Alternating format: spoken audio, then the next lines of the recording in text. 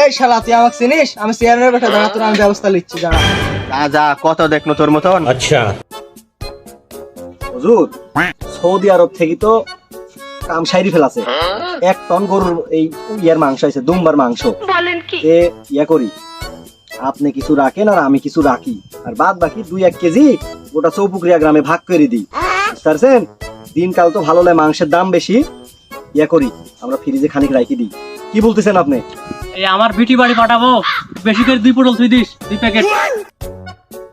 আব্বা, ওই পাড়া মিলন আমাকে মারিছে, আমি রাস্তা দিয়ে যাচ্ছি আর ওই আমাকে চড় মারিছে। আচ্ছা কি এই মিলনের এত বড় সাহস আমার বেটার গায়ে হাত দিছে? এই সেক্রেটারি এখনো যা তো। ঠিক আছে তোর এত বড় সাহস তুই আমার বেটাকে মারছু? এই দাঁড়া, তোর ব্যবসা লিখছি।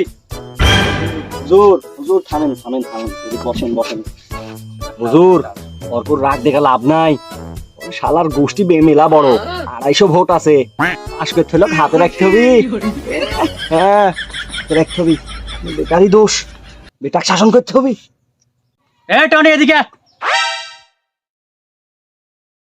তুই মার খাইছো মানে সব দোষ তোর, এই মিলনের কোনো দোষ নাই। এই ছেলেটা খুব ভালো। এই যা, তুই যা, যা।